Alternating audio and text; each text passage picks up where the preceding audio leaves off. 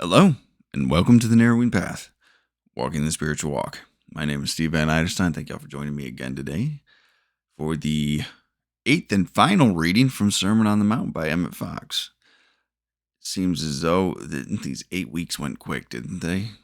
Felt very, very fast. So, but it's been a great experience. It's been a great benefit to me to be able to go through the Sermon on the Mount again, the Beatitude specifically, and just really get the wisdom back out of it. You read it at certain points in your life, right? You read certain books at certain points, and they have an amazing impact. And then you read them again, and you get a whole new perspective and understanding, and they have a whole different impact on you. So it's really cool. So I'm excited to read this one again. Thank you everyone that joins in and watches the YouTube videos, watches the podcast on Spotify, listens to it on Apple Music, and likes and subscribes to the page. Really think it's a great thing to get the support. I appreciate it very much. And thank y'all for listening in, and look forward to any feedback that y'all give me as always. So, but let's get right into it. We're going to be doing the 8th Beatitude, which is quite a section, actually. I'm going to read that just real quick. The blessed are they which are persecuted for righteousness' sake. For righteousness' sake. For theirs is the kingdom of heaven. Blessed are ye when men shall revile you and persecute you, and shall say all manner of evil things against you falsely for my sake. Rejoice and be exceedingly glad, for great is your reward in heaven, for so persecuted they the prophets which were before you. So that's the last Beatitude, which is the whole summation of that point in the actual Bible, or just it's the conclusion to the Beatitude portion in the Bible. And then I believe the next part is as a man thinketh, which is where James Allen got the title and the inspiration for the first book that we did on here. So it was very, very interesting. And he actually has an as a man thinketh portion here. But I don't believe we're going to be getting into that next. So, but let's go ahead. We'll finish up the Beatitude part, and we'll go from there. So here we go. This is the full reading of the 8th Beatitude from Emmet Fox's book, Sermon on the Mount, which is located in chapter 2. Blessed are they which are persecuted for righteousness' sake, for theirs is the kingdom of heaven.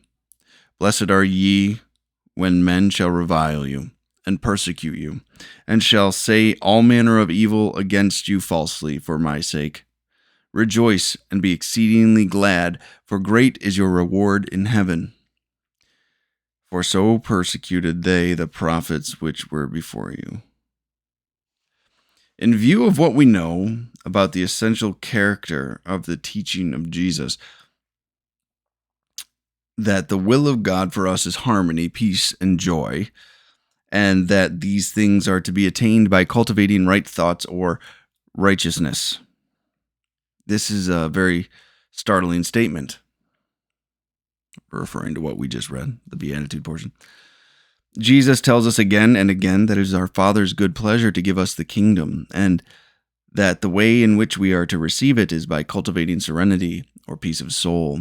He says that the peacemakers who do this, praying in meekness, shall obtain prosperity, inherit the earth, and have their mourning turned into joy, and that, in fact, whatever they shall ask the Father in the manner of this teaching, that he will do.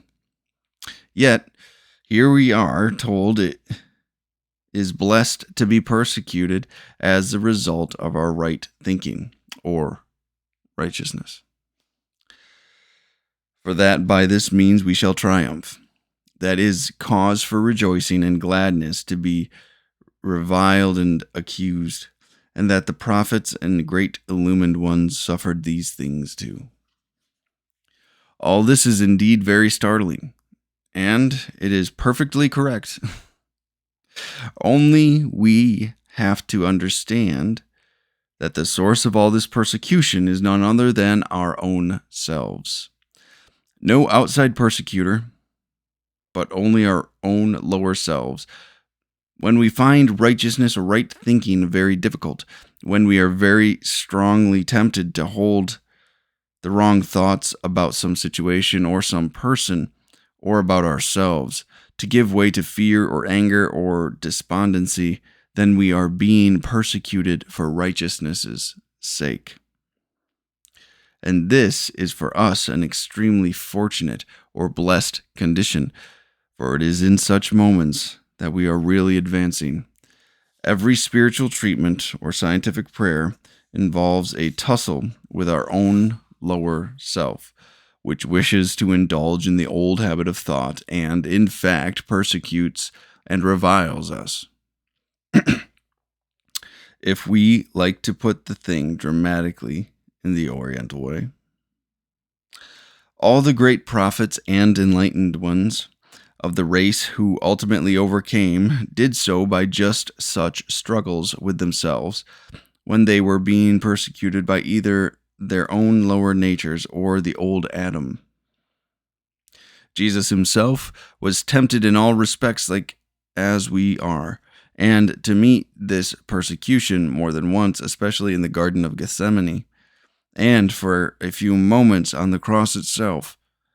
Now, since these combats with the lower self have to be fought out sooner or later, then the sooner that they are over and done with, the better. And so, relatively speaking, they are great blessings. Note carefully that there is no virtue or advantage whatever in being persecuted or annoyed by other people. Nothing can come into our experience unless it finds something in us which it is attuned. And so, to have trouble and difficulty is only a sign that our own mentality needs clearing up. For what you see at any time is nothing but your own concept. There is at this point a grave danger for weak or vain or self-righteous people, because others do not treat them just as they would like to be treated, because they do not get consideration that they probably do not deserve. They are often inclined to claim that they are being persecuted on account of their spiritual superiority, and to give themselves absurd airs on this ground. This is a pathetic fallacy. In consequence of the great law of life, of which the whole Sermon on the Mount is an exposition, we can get only what belongs to us at any time, and nobody can prevent our getting that. And so all persecution and hindrance are absolutely from within. Despite the sentimental tradition which clings about it, there is no virtue in martyrdom. Did the martyr but possess a sufficient understanding of truth, it would not be necessary for him to undergo that experience. Jesus was not a martyr. He could have saved himself at any time had he wished to avoid the crucifixion. It was necessary that someone should triumph over death, having actually died, to make that demonstration possible for us. But he deliberately chose to do a certain work for us in his own way, and was not martyred. We must not in any way depreciate the splendid courage and devotion and heroic self-sacrifice of the martyrs of all ages, but we have to see that their understanding was incomplete, or they would not have been martyred. If you fix your attention on martyrdom, regarding it, as so many did, as your highest good, you will, as with anything on which you fix your attention, tend to bring it to yourself. While we may well envy them the moral and spiritual heights which they did attain, we know that had the martyrs loved their enemies sufficiently, loved them, that is to say, in the scientific sense of knowing that truth about them, then the Roman persecutor, even Nero himself, would have opened the doors of their prison, and the fanatic of the Inquisition would have come to reconsider his cause. There's a lot in there, isn't there? There's a whole lot in there. Especially that last part's quite intriguing. The talk about martyrdom and giving a different, saying that Jesus was not a martyr. He had a purpose to fulfill. There was a reason that he was going through what he was doing so he could actually rise from the dead. Which is very interesting to think about it that way. Right? Very interesting to think about martyrs as a incomplete understanding of what love is. So, might ruffle a couple of feathers for those that just heard that, but that's okay. We're all learning, right? If you take something personal, it's because it resonates with something in you. That's what we just read. Actually, I like that part. But I like how he opened up the whole thing saying, all we've talked about is great stuff so far. You know, me shall inherit the earth and all these, you know, those who mourn will be comforted, and, you know, theirs is the kingdom of heaven, and peacemakers, and all these things. All these great things. All these beautiful rewards of practicing a godly and righteous. I like how he used that word twice. He used it in quotes, but I don't think to mock it, but to reference it as that's what righteousness is. A godlike, Christ-like life. Right living, right actions. And but we've learned about all this in the Beatitudes, and then we get to this part. It talks about persecution and all of these things, and he says that's good. God says that's good.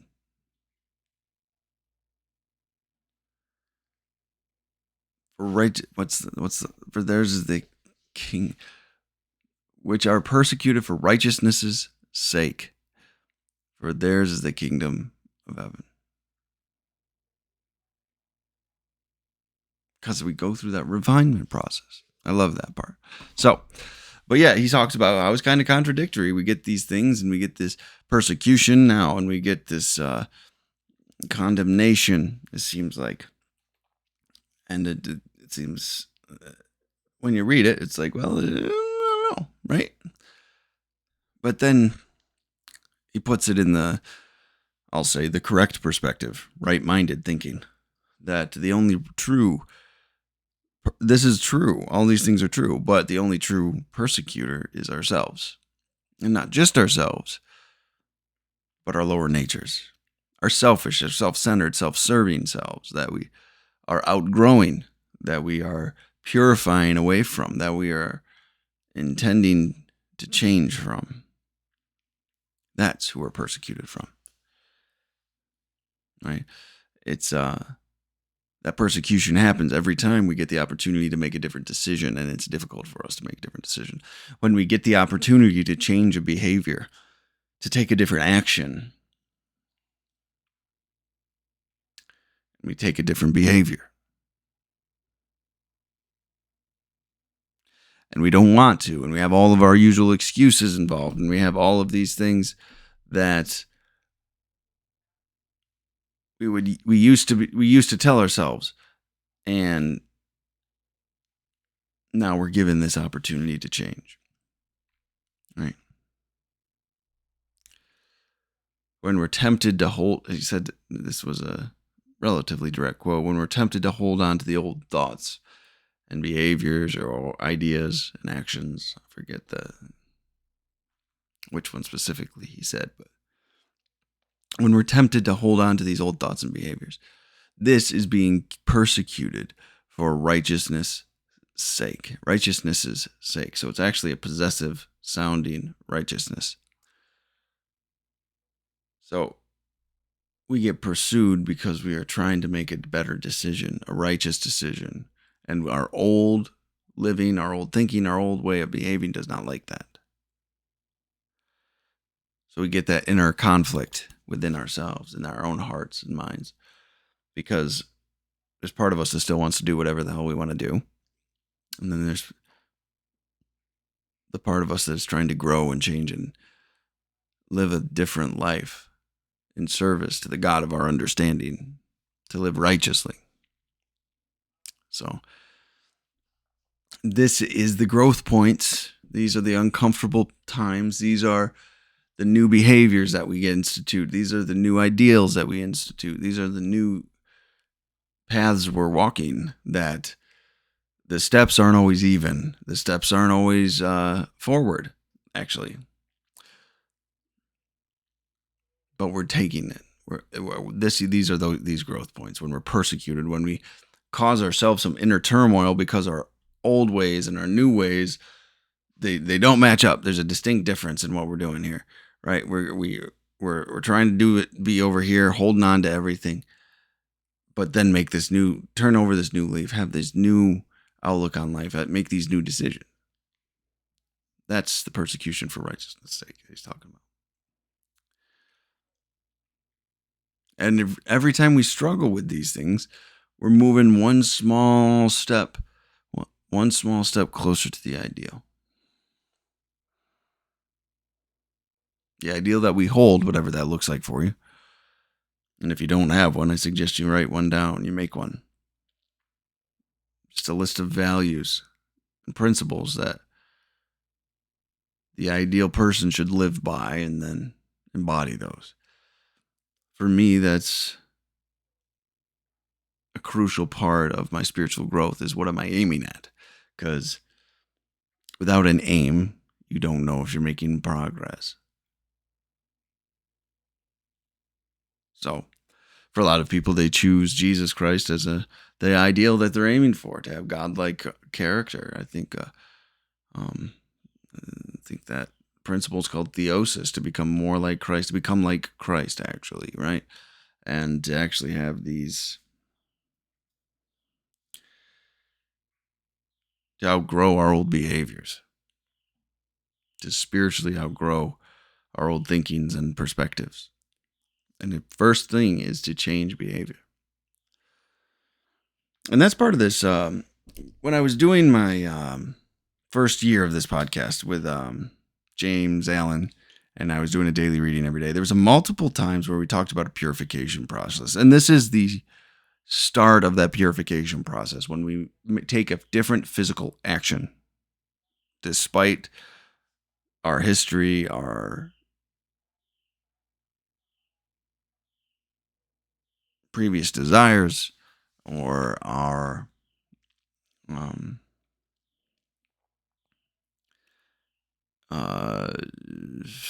inner thought life. That's what I was looking for. Despite what we think, we're going to take different actions this time, and then we're going to see the thinking behind it, because the actions changed. So we'll see the thinking that's prompting the action. So we can change the thinking, and then we can change the heart and who we're serving with these things, right? That is what I'm talking about with this, right? That is that purification process. I do like how he throws in there that, remember, no one else's words can hurt you, right? Like no one else. No, the persecution from others is not what we're looking for here. That should not be your intention, right? And the only time we can feel actually persecuted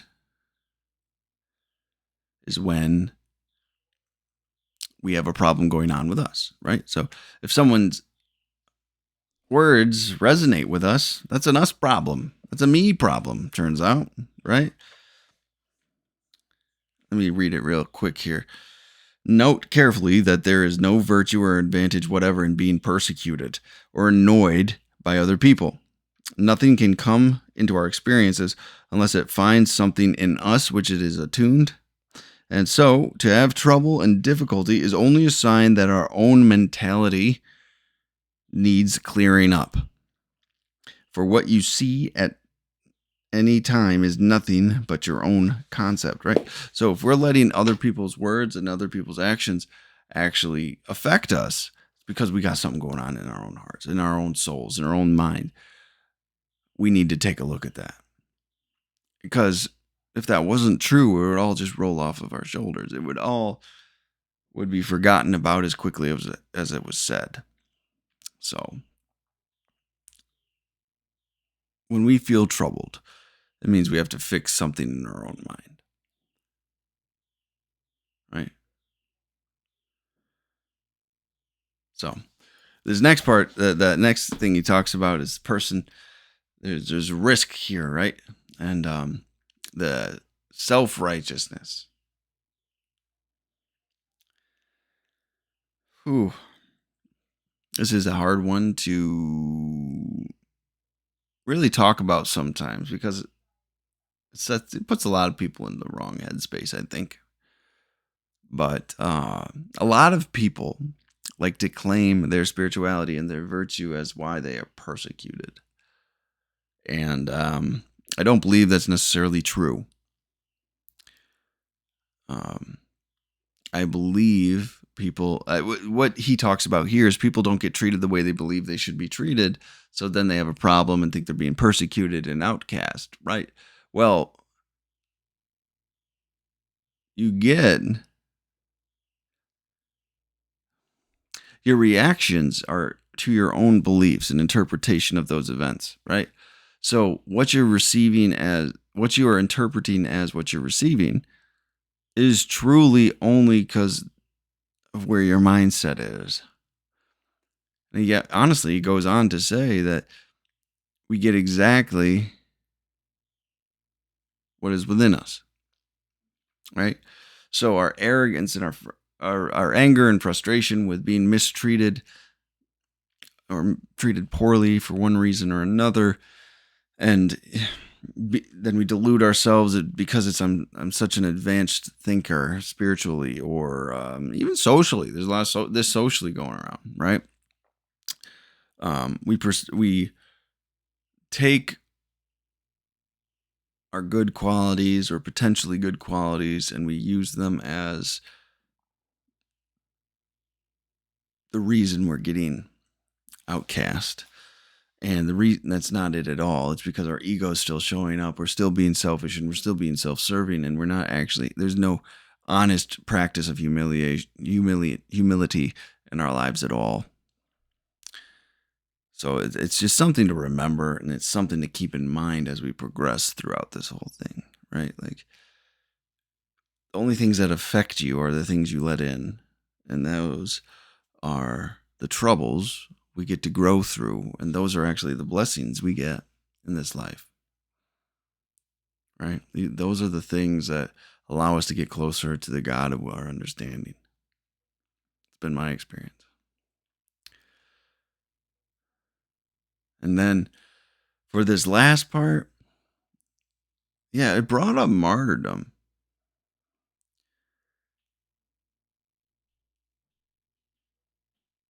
Now it's unnecessary, and he doesn't want to insult the people of that have gone before and were martyrs, right? But he says very clearly that that wasn't necessary. It wouldn't be necessary if they truly understood what love was. And I love how he actually brings in Jesus then, because a lot of people would interpret Jesus dying on the cross as being a martyr, but he said no. Jesus wasn't a martyr. He had a goal to fulfill of showing that promise and showing that the power of the Holy Spirit and the power of God to raise him back from the dead. It was a goal to show that he wasn't a martyr for the sake of being a martyr. It was an intentional action for what needed to happen. It wasn't a battle. It wasn't an argument. It was simply just, this is what must happen. So it's interesting. And he alluded again towards the end of it that whatever you fix your attention on, you will get. He was talking about it to the martyrs, but if you're looking to be persecuted as a martyr, that's what you're focused on. You'll come across that. remember that. So it is, remember, martyrdom is unnecessary when true love is found and true love is understood. There's a right thinking about it. So, well, that was a little bit shorter today. It was actually quite a short reading. But I absolutely love that one. I just love this process of spirituality. I love this process of spiritual growth and everything that goes along with it. I think it's that's the real journey, isn't it? It's the enjoyment of the journey that you're on in this immediate moment and these little pain points of growth that we get to stumble into every single day. Because there's not a day that goes by, at least not in my experience, that I don't get an opportunity to change a behavior, that I don't get an opportunity to change a thought, to change a perspective, an opportunity to break an old idea, as they say, or change an old behavior. I say that to certain people, and they said, "Well, it's not an old behavior still happening, is it?" And I was, they're technically right, but that's one of the things that grates on me. So it's a long-standing behavior, maybe is a better way to say it. So, fantastic reading for the day. Thank y'all for joining me again. So, I guess we're going to be going on to the new book, and I've given it some thought, and this isn't necessarily as popular of a book as the other two I just read. This one comes from somebody that found his sobriety, I believe, in the Oxford group and then Alcoholics Anonymous. We'll go through it again together. This is it's got 18 chapters, I believe. We're going to do each one of them. 18 chapters. So this will be at least 18 weeks for us. I love the title. And this was one of my more recent reads. And it gave me a lot of insight and wisdom. And the book we're going to be going through, let me see, is I Was a Pagan by V.C. Kitchen. Hold on, let's put this in front of my face so it focuses on it. There we go. I got, this is it's not an original, but this was, let me look. I think it's a fourth printing or something of that nature. It's pretty early on. I got a pretty, this one was printed in 1934, but I think the original copyright date was 31. Hold on, let me look that up for you guys. Let me see. Come on. And it's just fantastic, just the perspectives that he goes through.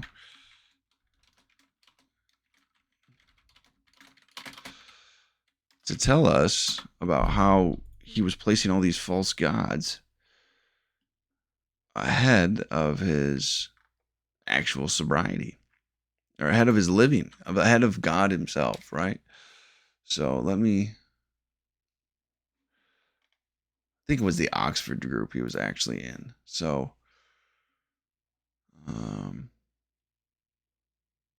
I have a 34 edition. So this is actually first edition.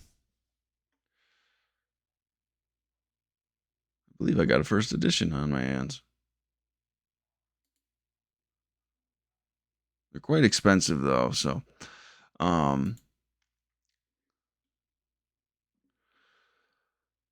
though the signed ones are, but you can get one for about $20 or $30. They are not that expensive. But you can also get a new printing of it called Believing in False Gods. I Was a Pagan. It's a facsimile reprint, and it's fantastic. Actually, I've got a copy of that as well as one of the originals here. So don't hesitate to get that one either and follow along. It's pretty accurate to the original. I didn't find any misprintings actually. But if we find some, if you follow me along, let me know. So I am I've got to do some planning as to how I'm going to present this. Because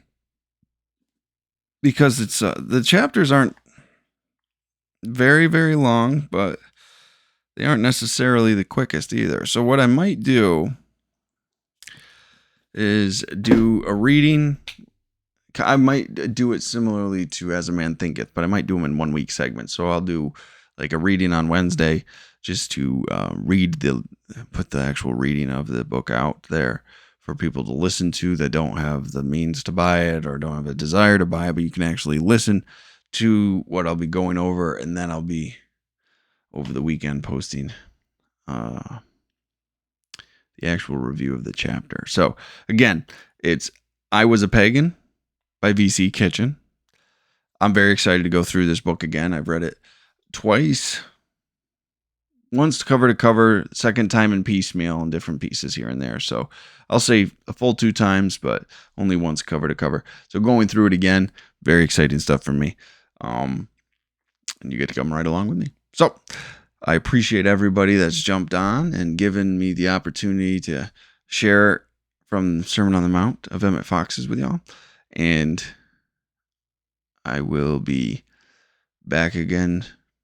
I'm not sure if it'll be next week or the week following with the new material. So until next time, thanks.